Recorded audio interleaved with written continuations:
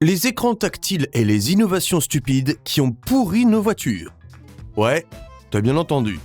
Tout ce qu'on nous vend comme le futur de l'automobile, les écrans tactiles géants, les poignées qui sortent toutes seules, les sélecteurs de vitesse sortis de Star Wars, eh bien, une bonne partie de ces géniales idées ont transformé nos voitures en cauchemars roulants. Plus chers, plus dangereux et franchement chiants à utiliser tous les jours. Et le pire, la France était déjà là il y a 30 ans, avec des idées bien plus malignes.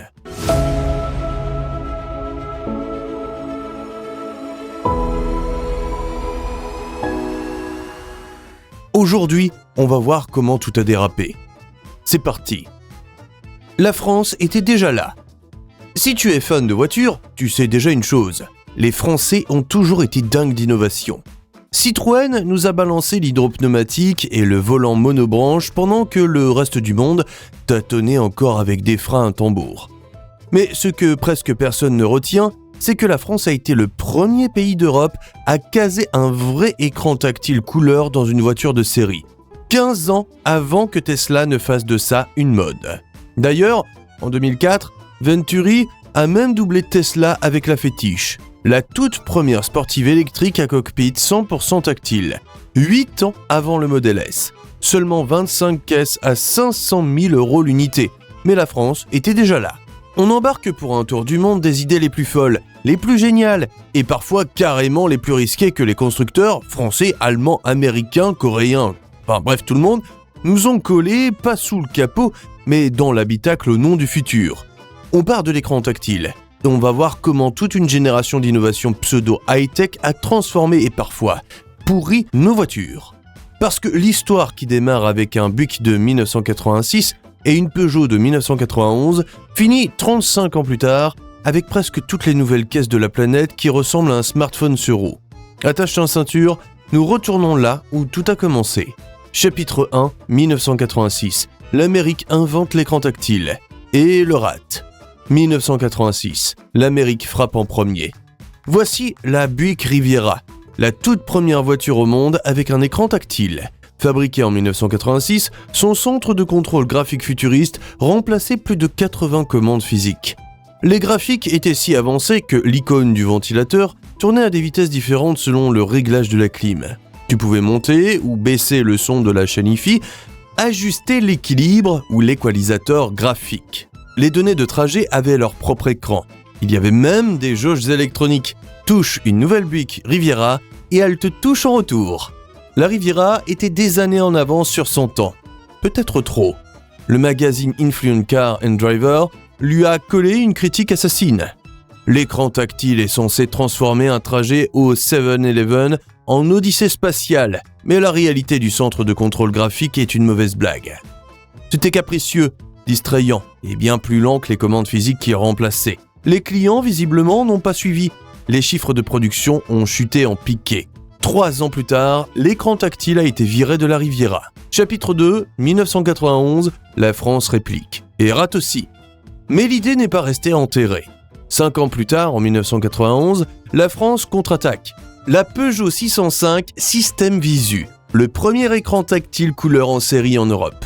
Ce n'était pas le premier écran en Europe, et c'est décevant, certes, mais c'était tout de même le premier écran tactile couleur.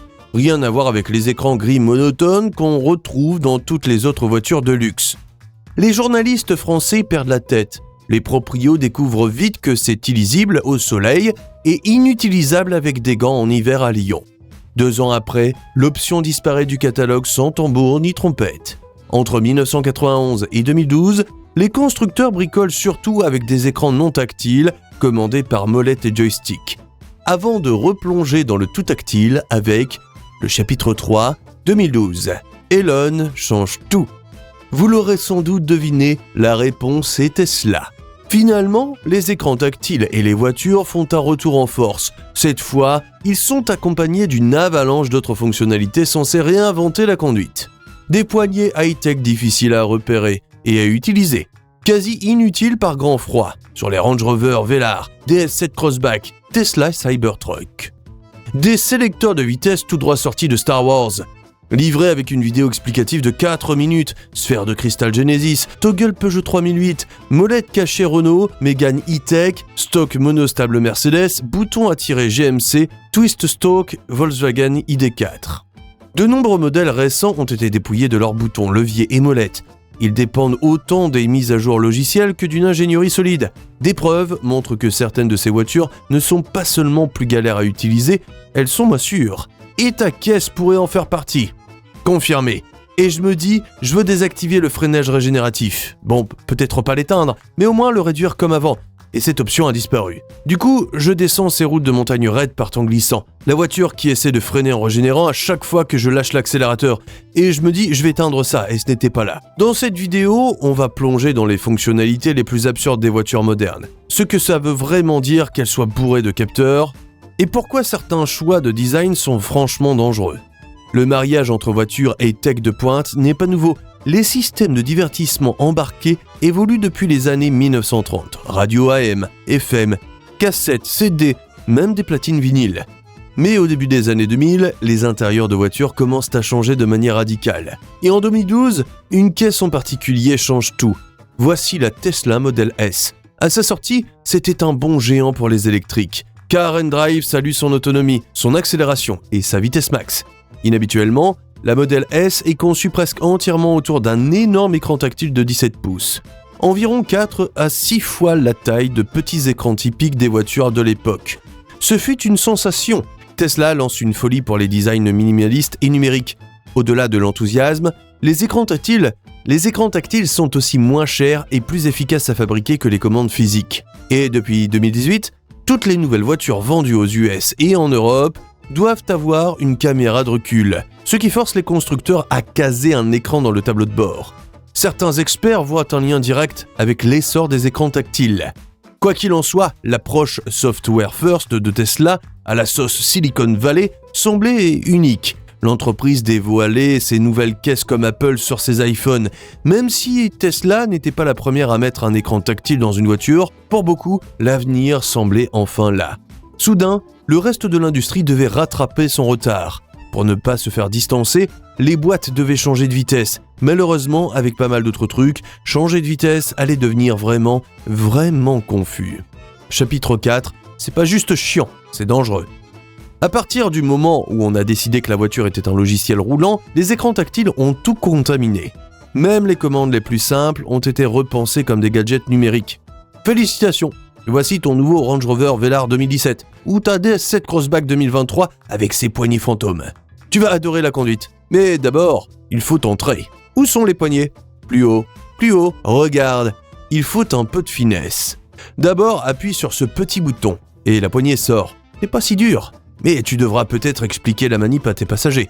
Et en hiver français, ça gèle et ça reste coincé. D'accord, il faut prendre un peu le coup de main, mais elles sont vraiment sophistiquées. Le Velar n'est que la pointe de l'iceberg. Ces jours-ci, plein de voitures ont des poignées inhabituelles. Certaines, comme la Ford Mustang Mach-E, s'en passent complètement. À la place, un bouton camouflé. Chez Tesla Cybertruck, c'est encore mieux planqué. Mais revenons à ton nouveau Velar. À l'intérieur, tu remarques d'autres bizarreries. Voici le sélecteur. Comme d'habitude, les vitesses sont étiquetées. Mais au lieu du classique levier, tu utilises un cadran pour changer de vitesse. La Mercedes GLC 2017 a un stock monostable qui retourne toujours au centre, ce qui rend dur de savoir dans quelle vitesse tu es. La Peugeot 3008 a un toggle chromé sublime en photo, mais tu ne sais jamais si t'es en D ou en R. La Renault Mégane E-Tech cache son sélecteur sur une molette derrière le volant, au même endroit que les clignots Renault depuis 50 ans. Le GMC Terrain déplace le changement sur des boutons que tu tires au lieu de pousser. Motor One l'a qualifié de solution compliquée à un problème inexistant. Une description qui colle à pas mal d'innovations dans cette vidéo. De 2021 à 2023, si tu roulais en Volkswagen ID4, tu changeais de vitesse avec ça. Tu le vois, caché derrière le volant, tu le tournes pour shifter. Que ces nouveaux designs améliorent vraiment quelque chose est une question ouverte, mais ils ramènent l'aventure à la conduite. Autrefois, la plupart des commandes essentielles des voitures se ressemblaient et se sentaient à peu près pareilles. Avec ces nouvelles fonctionnalités, à chaque fois que tu conduis une caisse différente, tu dois réapprendre presque de zéro comment l'utiliser. Mais il y a Confus et puis il y a le Genesis Crystal Sphere. Disons que tu montes dans une Genesis GV60. Tu veux reculer de ta place de parking. Attends, y a pas de sélecteur, juste cette petite boule de cristal. Selon Genesis, ça aide à créer un lien émotionnel entre le conducteur et la voiture. Alors, ralentis, prends 1 minute. Tu le sens, tu démarres la caisse en appuyant sur le frein et ce bouton. Comme par magie, la sphère de cristal tourne, révélant le cadran de sélection. À l'intérieur, il y a un éclairage d'ambiance. Passe en marche arrière en tournant le cadran à gauche. Le cadran vibre, mais rien ne va mal. Non, c'est la douce vibration de la sécurité. L'éclairage change de couleur, te mettant en mode sécurité. Tu le sens pas ? D'accord, reculons. Essaie de mettre au point mort. Avec elle encore éteinte, appuie 2 fois sur le bouton de démarrage, mais sans maintenir le frein. Non, sans frein. D'accord, recommence. Sans frein, appuie 2 fois. Bien. T'es en mode IGN. Retire le capuchon à côté de la sphère. Bah, il devrait y en avoir un. Ok, saute le capuchon. Appuie sur ce bouton, celui à côté de la sphère. Bien, bien. T'es au point mort. L'écran te le dit. La sphère tourne. Voilà le cadran pour que tu puisses... Oh, mais t'es déjà au point mort. Pourquoi ferais-tu... Tu sais quoi ? Laisse tomber. Si tu captes pas, t'es pas seul. Genesis a fait une vidéo officielle de presque 4 minutes pour expliquer la sphère de cristal. Bien sûr, les voitures ont eu des sélecteurs bizarres avant, mais ces jours-ci, c'est l'ouest sauvage des sélecteurs. En 2017, c'était si dingue que Car & Driver publie un article « Pourquoi tant de nouveaux sélecteurs de vitesse de voiture sont-ils si stupides ?» Et bien sûr, ça ne s'arrête pas là. Selon Wired, 90% des nouvelles voitures sorties après 2023 ont au moins un écran à l'intérieur. Et certains contrôles physiques pour des fonctions essentielles ont complètement disparu. Autrefois, tu ouvrais une boîte à gants en tirant une poignée. Ces jours-ci, si t'as une Tesla ou une Citroën C5X, tu dois utiliser l'écran tactile. Eh bien, faut aller, tu sais, il y a un petit bouton voiture qui fait pop un menu, et puis c'est généralement le menu par défaut en haut avec une grille de boutons divers, et tu vas à la boîte à gants, et ça l'ouvre, et tu veux entrer un code de sécurité si tu veux. Puis taper le PIN à 4 chiffres pour déverrouiller la boîte à gants, mais tu dois quand même la fermer manuellement.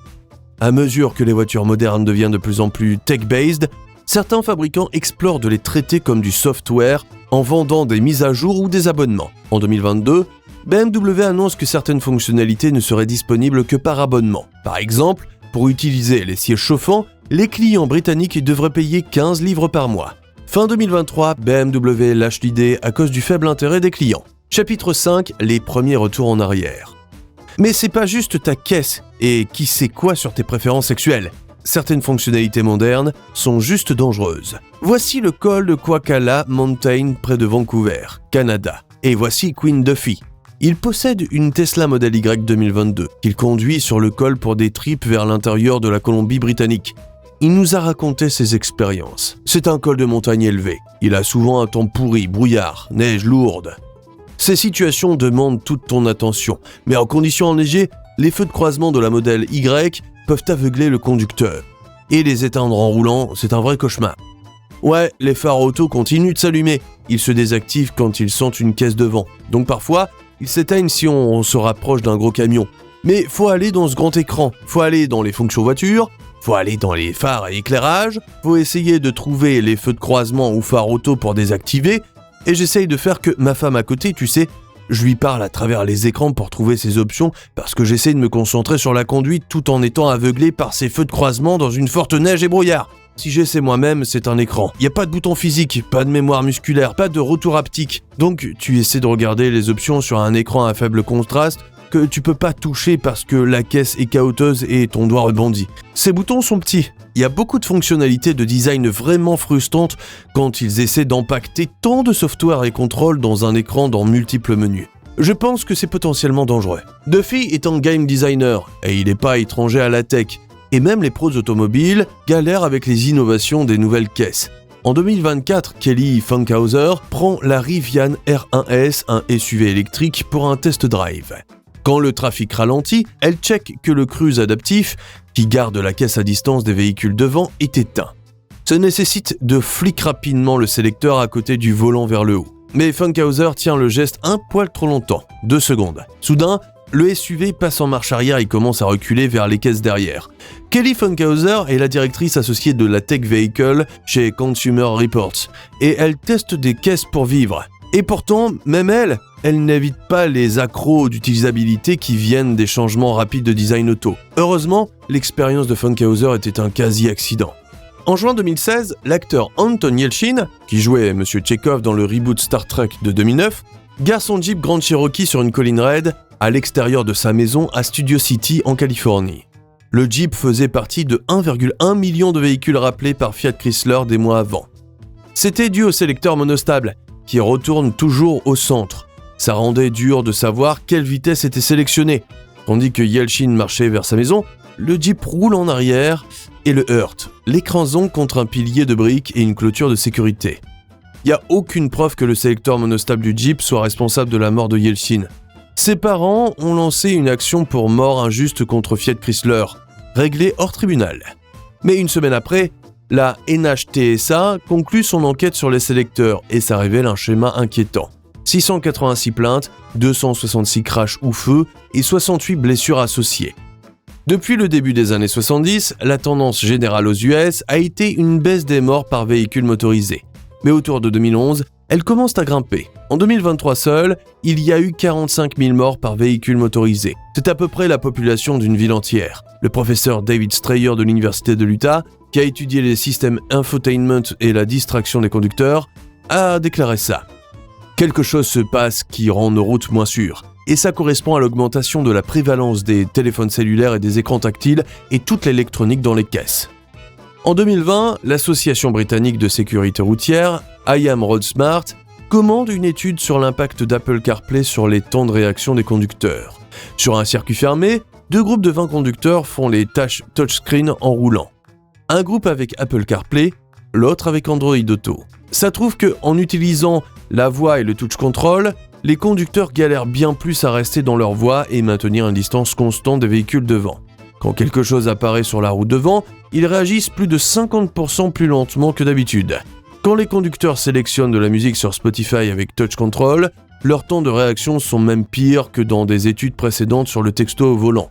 En fin de compte, comparé à des études précédentes par TRL, utiliser l'un ou l'autre système ralentit les temps de réaction plus que d'être à la limite légale pour l'alcool ou le cannabis. En 2022, le magazine auto suédois Vi Bilagere, désolé pour la prononciation, compare 11 nouvelles caisses équipées touchscreen à une Volvo de 17 ans avec contrôle physique old school. En roulant à 110 km/h, les conducteurs font des tâches simples comme ajuster la clim ou changer de station radio. Le résultat est sans appel. Les conducteurs font la tâche bien plus vite avec contrôle physique. Ça prend juste 10 secondes et pendant ce temps, la caisse parcourt 306 mètres. À l'autre bout, utiliser les contrôles touchscreen prend 44,6 secondes dans la pire des caisses. Pendant ce temps, elle parcourt 1372 mètres. En d'autres mots, le conducteur est distrait par le touchscreen pendant presque 1 km. Les poignées de porte bizarres des voitures modernes pourraient aussi être une préoccupation de sécurité. Et t'as un accident par exemple, et les pompiers ou flics viennent et doivent te sortir de la caisse. Eh bien, le mec n'a rien à attraper, tu sais. Comment vas-tu ouvrir la voiture ? Il faut casser le verre et toute la bagnole quoi. Voici Frank Stephenson, Chief Creative Officer chez Frank Stephenson Design et l'un des designers auto les plus influents vivants. Typiquement, les poignées de porte étaient aussi utilisées pour, tu sais, ils mettaient leurs pieds contre la voiture, collaient leurs mains sur la poignée et tiraient simplement. C'est la première réaction à faire avec une poignée. Quand on est parti avec ça et qu'on commence maintenant avec des poignées flush normales, tu dois commencer des mesures plus drastiques pour ouvrir la porte. Mais il y a des signes que certaines de ces tendances s'inversent enfin. En mars 2024, le European New Car Assessment Programme, ou Euro NCAP, annonce de gros changements à ses ratings de sécurité. À partir de 2026, les caisses ne pourront pas gagner 5 étoiles sans interrupteur physique pour fonctions spécifiques. Ça inclut klaxon, clignotant, feu de détresse et essuie-glace. Euro NCAP n'est pas un organisme gouvernemental, mais c'est une ONG influente mandatée par plusieurs gouvernements de l'UE. De grosses boîtes comme Volvo, BMW et Tesla vantent toutes leurs ratings Euro NCAP. Beaucoup de caisses sont devenues des téléphones sur roues, et ça plaît à certains conducteurs, au moins en showroom. Mais ensuite, le caoutchouc touche la route. En mars 2024, What Car Magazine publie une enquête sur 1428 conducteurs. Ça prouve que presque 9 sur 10 préfèrent les contrôles physiques au touchscreen. 60% disent même qu'ils seraient dissuadés d'acheter une nouvelle caisse construite autour d'un touchscreen. Cette enquête n'est pas une étude représentative à grande échelle, mais elle soulève une question. Si les nouvelles features de tant de caisses ont potentiellement rendu les routes moins sûres et que beaucoup de conducteurs ne semblent pas les aimer, sont-elles vraiment des innovations ? Est-ce que c'est juste un gimmick ? Parce que le design gimmick, c'est « en as-tu besoin ? Est-ce que ça t'aide ?» C'est la base, tu sais. Et est-ce que ça améliore tout ? En d'autres mots, une boule magique de connexion émotionnelle en vaut-elle vraiment la peine ? Il y a un coût à ces innovations douteuses, littéralement. La caisse abordable milieu de gamme semble disparaître, au moins aux US. En février 2025, la part des nouvelles caisses achetées coûtant moins de 25 000 $ était inférieure à 5%, en baisse de plus de 18% par rapport à seulement 6 ans avant. C'est la fourchette de prix favorisée par beaucoup de classes moyennes et pour les premiers acheteurs. Mais il y en a moins sur les marchés aujourd'hui, donnant aux boîtes auto une excuse pour augmenter les prix sur celles qui restent. Et les marges bénéficiaires sont plus hautes sur les véhicules haut de gamme bardés de ces machins. Donc beaucoup de revendeurs priorisent le maintien de ceux en stock, pas les budgets. Et si ce point de prix plus élevé est plus attractif pour les vendeurs, toutes ces cloches et sifflets innovants pourraient être une autre façon de pousser les consommateurs dans cette direction. Sur les marchés où plein de gens doivent emprunter pour acheter une caisse comme aux US, c'est un problème sérieux. Mais au milieu de tout ce bordel, il y a de bonnes nouvelles. Quand Honda sort son CR-V 2017, il change le système infotainment. La molette de volume physique est de retour, remplaçant ce qu'au moins un reviewer appelait un slider tactile exaspérant. BMW vire le contrôle gestuel, par lequel les conducteurs pouvaient faire des flicks ou spins pour contrôler les fonctions touchscreen. Mais apparemment, pas beaucoup en voulaient. Et un an après que Euro NCAP a lancé ses nouvelles normes de sécurité, le chef du design de Volkswagen annonce que Volkswagen ramènera des boutons dans tous les futurs modèles. Les commentaires de Mint semblent indiquer un changement de mindset. On ne refera jamais cette erreur. Sur le volant, on aura des boutons physiques, plus de devinettes, il y a du retour. C'est réel et les gens adorent ça. Honnêtement, c'est une voiture, c'est pas un téléphone, c'est une voiture. Donc peut-être que les constructeurs auto ont appris leur leçon cette fois-ci. Ou peut-être qu'on posera les mêmes questions dans 40 ans. Mais les questions surgissent. L'écran CRT géant est-il vraiment nécessaire ? Y a-t-il un danger intégré de détourner les yeux de la route pendant que tu essaies de l'utiliser ? Dis-le-moi en commentaire. Quelle est la fonctionnalité moderne qui vous rend complètement dingue au volant ? Explosez le bouton like si vous voulez récupérer vos boutons, abonnez-vous, activez la cloche et on se retrouve très vite dans le garage français. À la prochaine sur la route.